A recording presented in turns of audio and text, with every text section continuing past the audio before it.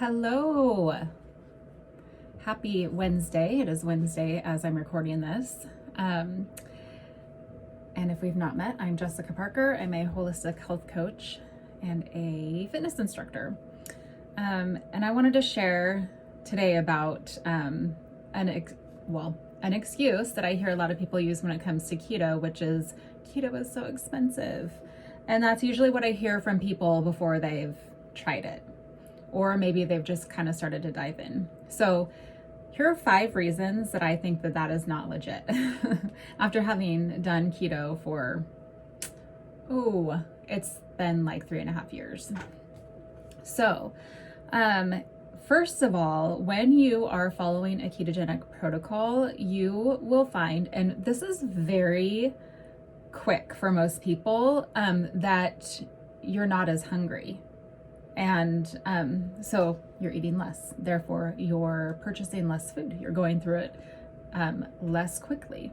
So, and that is simply because you're taking the junk out of your diet, which is what like really gets our leptin and ghrelin, which are hunger hormones, out of control, and our blood sugar all over the place. And we end up with all these crazy cravings. I think a lot of people are like that and feel like that's just normal, and it's really not. It's not how our bodies are designed to be.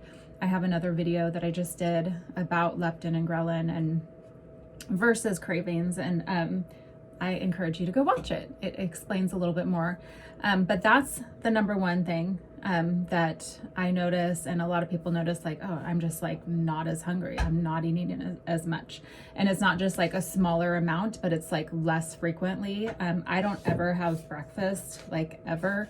And well, with keto, you definitely throw out a lot of the rules.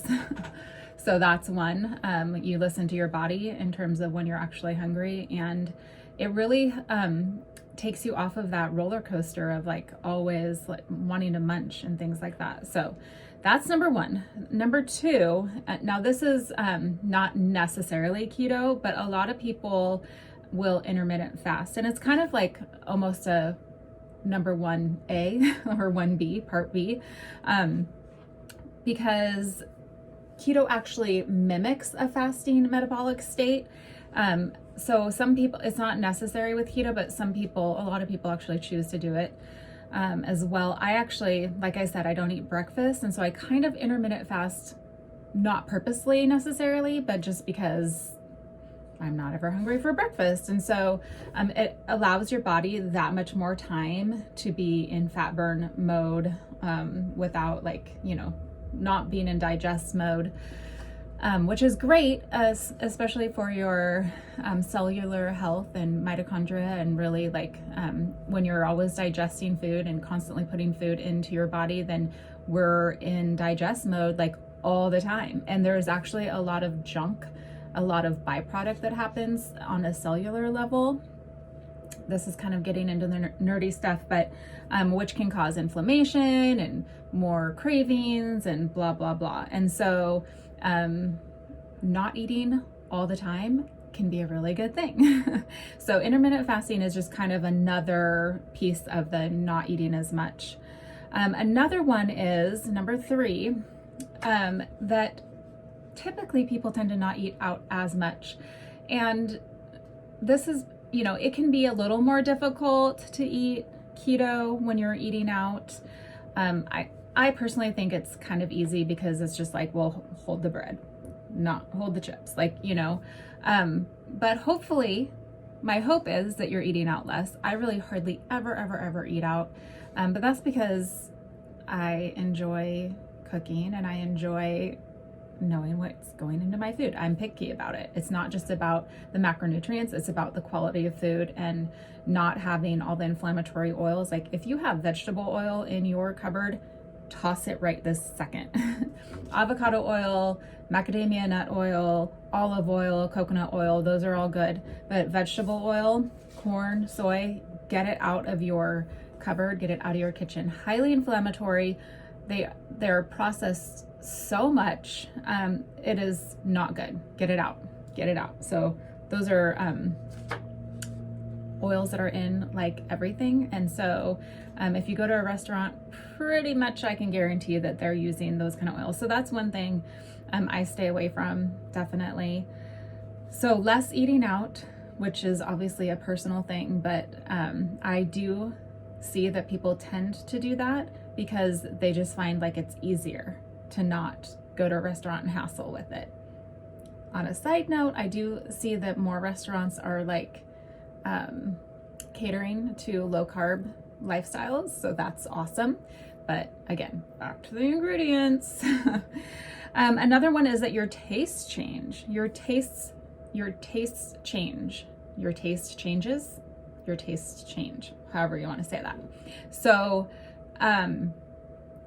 one thing, like I used to, oh my gosh, sugar. I used to love sugar so much, and I like more than I even realized, I would say, even fruit. And I know some people are like, what, don't even touch my fruit. But you guys, you know, anything that is like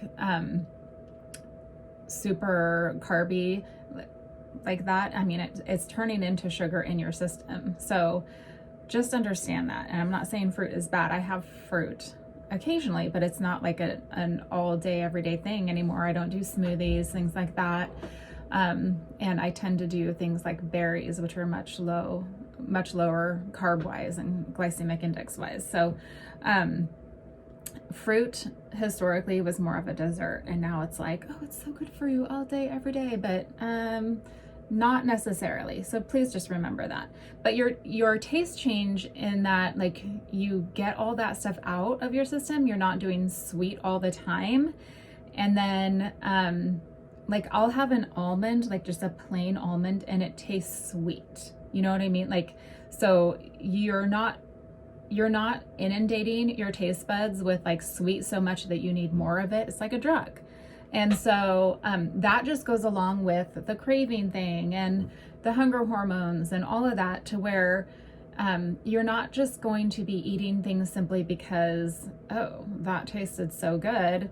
It's lighting up the chemicals. It's lighting up the parts of your brain that's like,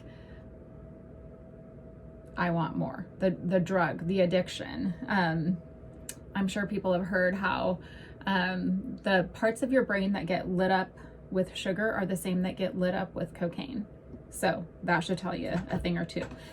By letting go of that stuff, you're allowing your body to let go of that addiction and that craving. And it's amazing how then you're satisfied with healthier things. It's not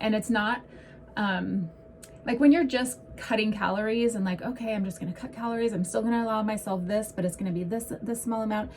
You're still on that craving train. You're still on that merry-go-round.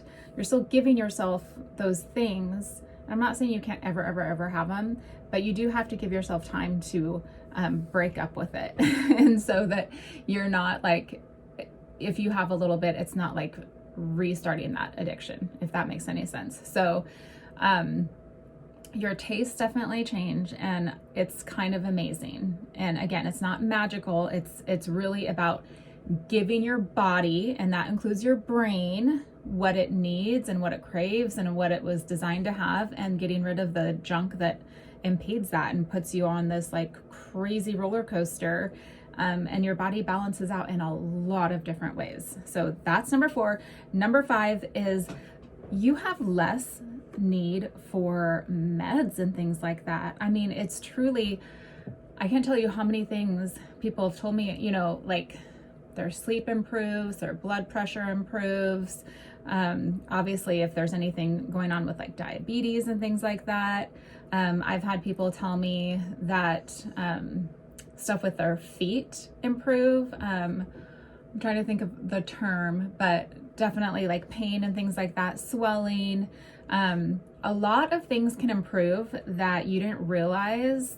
Well, hopefully you did, but a lot of people just don't realize how much like their diet has played a part, and all the foods that they're eating is causing like a ton of inflammation, and it's leading into all of this stuff, all of it. And the toxicity. So that is definitely a huge bonus, a huge bonus. And I personally, you know, some people might be saying, well, but there's all these like supplements you have to take. Well, that's not true. I personally, don't like a lot of the stuff on the market in terms of keto. I think it's just something that companies have taken advantage of, and some of it's fine. Like if you really want to, and it really like helps you like kind of get your head in the game, then it's fine. But the only thing that I really recommend that people do, and I recommend this for everybody, even if you're not keto, is that you stay on top of your electrolytes. And so that's your magnesium, your potassium, and sodium. And I don't mean white table salt, that's totally different. But those are things that you really, really need for your body to function well on a neurological level. And there, you know, you can have tingling and numbness, you can have brain fog, you can have low energy, you can have heart palpitations. I mean, there are so many things that you could be feeling. Even your blood sugar, electrolytes play into that. You can be feeling so many different things that you don't even realize are tied to electrolytes. And a couple of things, this is kind of like a side note, but reasons that we really need to pay attention to that is that nowadays our soils are so depleted of those essential electrolytes that and you know, vitamins and nutrients, that people think, you know, oh, I'm getting these things from whatever this food is, like broccoli or whatever. Well, not like our grandparents got. It's not the same. And so that's one problem. And then another one is, you know, stress will deplete our electrolytes, lack of sleep, toxins, alcohol, processed foods, sugar. It all depletes those electrolytes. And then if we're not replenishing them, then we're in trouble. People go into the hospital all the time, statistically all the time, thinking, you know, I'm having some kind of heart thing, and it's low potassium, pardon me. And so we also, along with it, are like, drink more water. I must drink my, you know, gallons of water, which, you know, water is wonderful. But if you're drinking lots and lots of water without replenishing your electrolytes, that's just adding to the problem, because you're diluting that within your system. And so you're not going to feel very good. Headaches are another thing, cramps, menstrual cramps, like all of it. In fact, little side note again, that time of the month, having extra magnesium is great for cramps. And then if you're like me, I actually struggle with restless leg syndrome, which is just like basically an annoying thing that happens at night. And I started having that when I was pregnant, which that's been 15 years now. But if it's bothering me, I take some magnesium at night, and within like 20 minutes, it's gone. So just some little tips there. So that's it. Not as hungry, intermittent fasting can play into it, less eating out, your tastes change, and less need for medications. All wonderful things, little side benefits of keto, but reasons why keto really doesn't have to be expensive, you know? And yeah, even when you're buying higher quality foods, if you're buying less and then you're spending less on all this other frivolous stuff, win-win.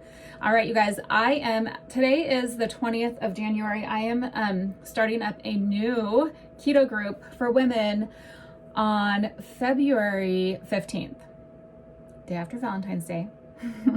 So have some chocolate, and then February 15th. So if you're interested, please connect with me down below, and we can have a free mini consultation and chat about if this is a good fit for you. And otherwise, please let me know if you have any questions or comments about this chat. All right, bye.